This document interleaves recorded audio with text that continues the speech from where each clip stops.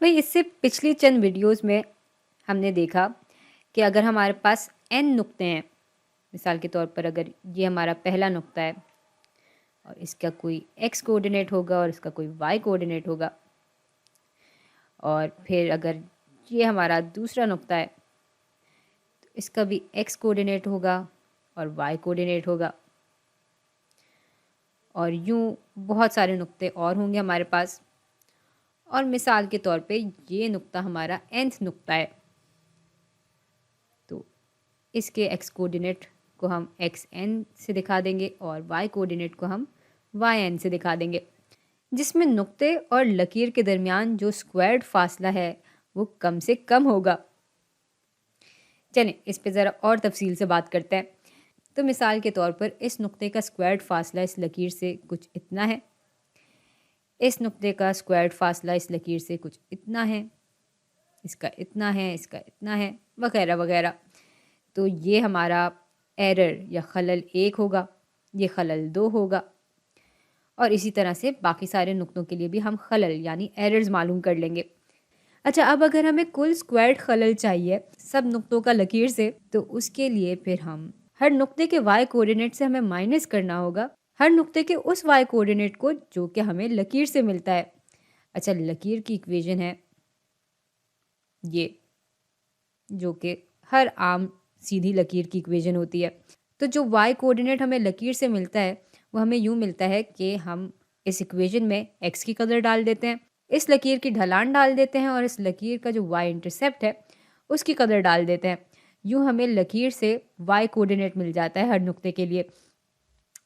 तो हाँ, तो ये जो पूरी चीज़ है यानी कुल स्क्वायर्ड खलल वो बराबर होगा, मिसाल के तौर पर अगर हम इस नुक्ते को देखें तो ये बराबर होगा y1 माइनस इस इक्वेशन से जो हमें y की कदर मिलती है, और इसमें हम x1 की कदर डालेंगे जमा b, और उसके बाद हम इस पूरी चीज़ का स्क्वायर ले लेते हैं, और इस तरह से फिर हम लकीर के बाहर हर नुक्ते के लिए असल y कदर और लकीर से आए हुए y कदर का फ़र्क मालूम करके उसका स्क्वायर लेकर इसमें जमा कर देंगे।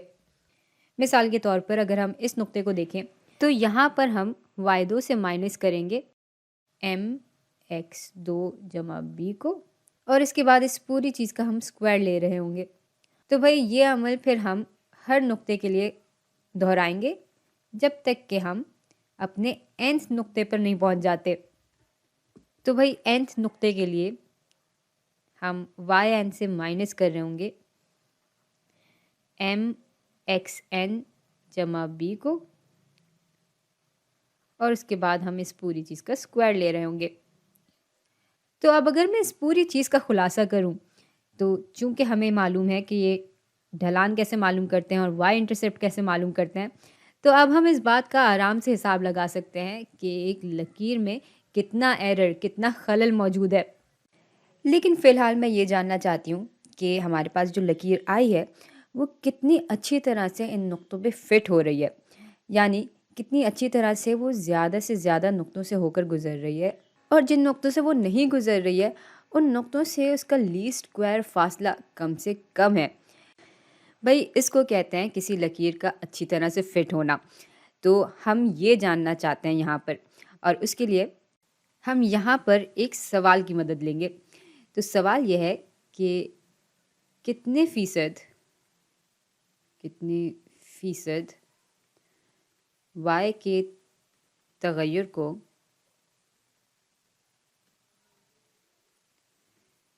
x का तगय्युर बयान कर रहा है, x का तगय्युर बयान कर रहा है।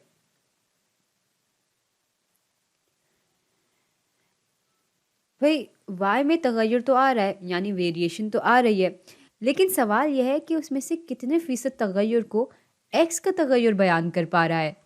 या इस चीज़ को मैं यूँ भी कह सकती हूँ कि y में जो तगय्युर आ रहा है उसमें से कितने फ़ीसद तगय्युर को ये लकीर बयान कर पा रही है। तो चलें इस बात पर गौर करने की कोशिश करते हैं, और इसके लिए सबसे पहले मालूम कर लेते हैं कि y में कुल तग़य्युर कितना आ रहा है।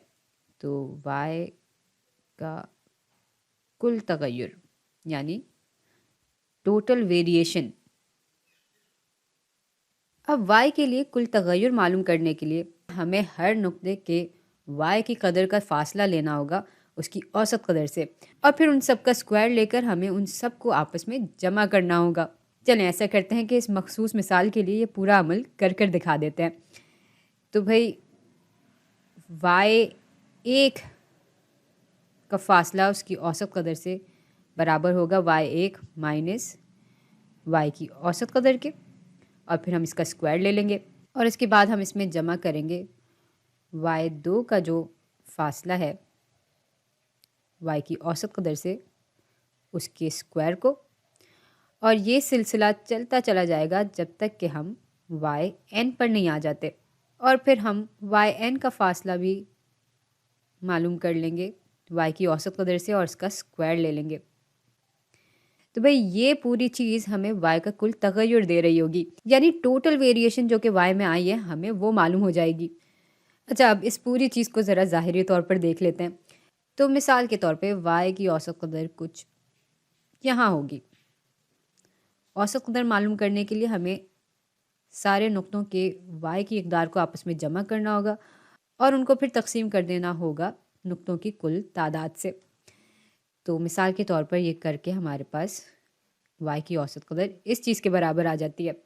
अब इस नुक्ते के लिए यानी पहले नुक्ते के लिए y की वेरिएशन इस फासले के स्क्वायर के बराबर होगी, जो कि हमें फॉर्मूले में भी दिख रहा है।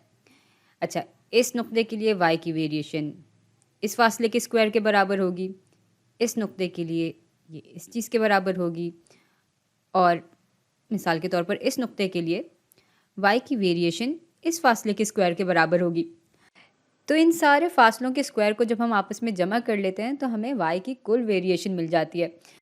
और अगर इस पूरी चीज़ को मैं तक़सीम कर दूं नुक्तों की कुल तादाद से तो हमें एवरेज वेरिएंस मिल जाएगा, यानी औसत तौर पर जो तग़य्युर है y का वो हमें मिल जाएगा, जो कि हम पिछली वीडियोस में मालूम करते ही रहे हैं। लेकिन फ़िलहाल हम इस सवाल पर वापस आएंगे और देख लेंगे कि इसमें से कितने फ़ीसद वेरिएशन जो है वो x की वेरिएशन बयान कर पा रही है।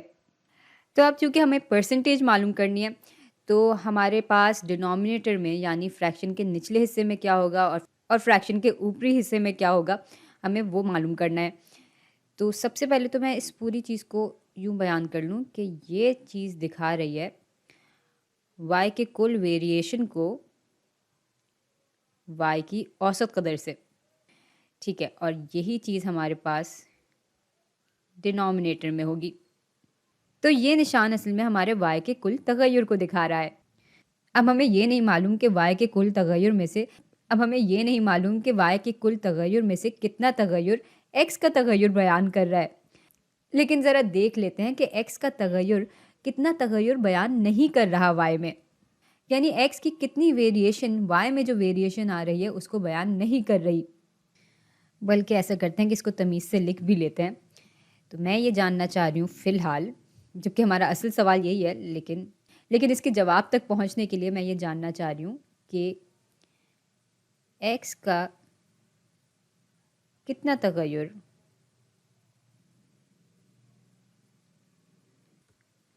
y के कुल तग़य्युर को बयान नहीं कर रहा।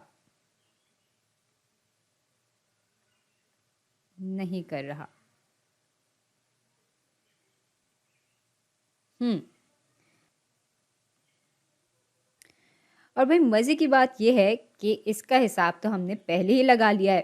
भाई यहाँ पर हम x के बजाय ये भी लिख सकते थे कि लकीर का कितना तग़य्युर y के कुल तग़य्युर को बयान नहीं कर रहा।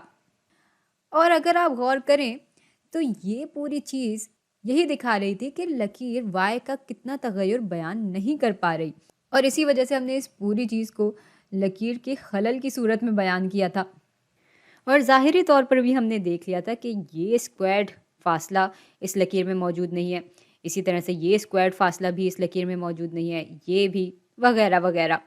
तो अगर हम ये मालूम करना चाह रहे हैं कि कितने फ़ीसद लकीर का तग़य्युर y के कुल तगय्युर को बयान नहीं कर रहा, तो हम, बल्कि मैं इसको ज़रा पकड़ कर इस सवाल के नीचे ही ले आऊँ, क्योंकि अभी हमें इस सवाल का जवाब ही मिल रहा है ये सारी बातें करके। तो अगर मैं लकीर के कुल खलल को तक़सीम कर दूँ y में आने वाले कुल खलल से, या इसको अगर हम यूँ बयान करना चाहें कि लकीर में जितनी वेरिएशन बयान नहीं हुई हुई, उसको अगर हम तक़सीम कर दें y में आने वाली कुल वेरिएशन से और इसको ज़रब दे दें 100 से, तो हमारे पास लकीर की या x की तगय्युर की वो परसेंटेज आ जाएगी जो कि y के कुल तगय्युर को बयान नहीं कर रही। अच्छा, अब अगर हमें ये मालूम करना है कि कितने फ़ीसद y के तगय्युर को लकीर ने, या यहाँ पे लकीर लिख भी दूँ, तो अगर हम ये जानना चाह रहे हैं कि कितने फ़ीसद y के तगय्युर को x ने या लकीर के कुल तगय्युर ने बयान किया है, तो हम बस इस पूरी चीज़ को 100 से माइनस कर रहे होंगे। ये मैं इसका जवाब लिख रही हूँ, 100 माइनस लकीर का खलल बटा नुक्तों के सारे y की इक़दार का जो y की औसत कदर से खलल है, वो ज़रब 100 के। तो ये पूरी चीज़ फिर इस सवाल के जवाब को दिखा रही होगी। अच्छा, इस चीज़ को अगर हम परसेंटेज में ना दिखाना चाहें बल्कि डेसिमल की शक्ल में दिखाना चाहें, तो हम फिर 1 से इस पूरे फ्रैक्शन को माइनस कर रहे होंगे, और ये जो हमारे पास कदर आती है, इसको अंग्रेज़ी में कहा जाता है कोएफ़िशिएंट ऑफ डिटरमिनेशन। ये क्या भला है, ज़रा इसको भी समझ लेते हैं। भाई, अगर लकीर का जो स्क्वायर्ड एरर है वो बहुत कम है, बहुत छोटा है, तो इसका मतलब ये हुआ कि ये फ़ासला कम होगा। और अगर लकीर से इन नुक्तों का स्क्वायर्ड फ़ासला बहुत कम है, बहुत छोटा है, तो इसका मतलब यह है कि हमारी लकीर एक अच्छी फ़िट है। चलें, ऐसा करते हैं कि इस बात को यहाँ पर लिख भी देते हैं कि अगर लकीर का जो स्क्वायर्ड एरर है उसकी कदर कम है, तो इसका मतलब है कि हमारी लकीर एक अच्छी फ़िट है। अच्छी फ़िट से हमारी मुराद ये है कि फिर वो रिग्रेशन लकीर दोनों वेरिएबल्स के दरमियान जो लीनियर ताल्लुक़ बन रहा है उसको अच्छी तरह से बयान कर रही होगी। तो यहाँ हम कह सकते हैं कि अगर स्क्वायर्ड एरर लकीर का कम है तो लकीर अच्छी फ़िट होगी। लकीर अच्छी फ़िट होगी। अच्छा, अब अगर ये कदर छोटी है तो इसका मतलब यह है कि ये पूरा फ्रैक्शन ही हमें बहुत कम कदर दे रहा होगा, और अगर कम कदर को हम 1 से माइनस करेंगे तो हमें जो कदर मिलेगी वो 1 से करीब होगी। अच्छा, इस पूरी चीज़ को r² से भी दिखाते हैं। तो हाँ, अगर तो ये सूरत हाल बन रही है तो फिर जो कदर हमें मिलेगी r² की वो 1 से करीब होगी। तो यहाँ हम लिख देंगे कि r² इस सूरत हाल में 1 से करीब होगा, 1 से करीब होगा।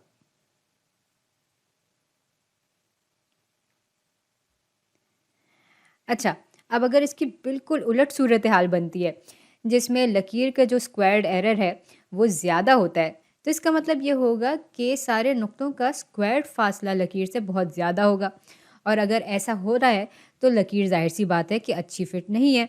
वो अच्छी तरह से इन दोनों वेरिएबल्स के दरमियान जो लीनियर ताल्लुक़ है उसको बयान नहीं कर रही होगी, और यूँ फिर इस पूरे फ्रैक्शन की कदर छोटी नहीं होगी बल्कि काफ़ी बड़ी होगी। और बड़ी कदर को जब हम 1 से माइनस करेंगे तो हमारे पास जो कदर आएगी वो 0 से ज़्यादा करीब होगी बनिस्बत 1 से। तो चलें, इस पूरी चीज़ को भी लिख ही लेते हैं। तो हाँ, अगर लकीर का स्क्वायर्ड एरर, स्क्वायर्ड खलल, उसकी कदर ज़्यादा है,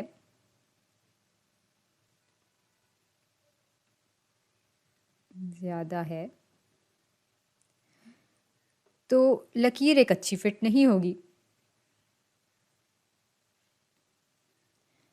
अच्छी फ़िट नहीं होगी।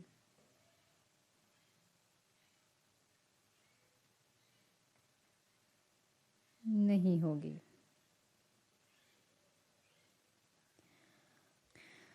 और यूं फिर आर स्क्वायर 0 से ज़्यादा करीब होगा।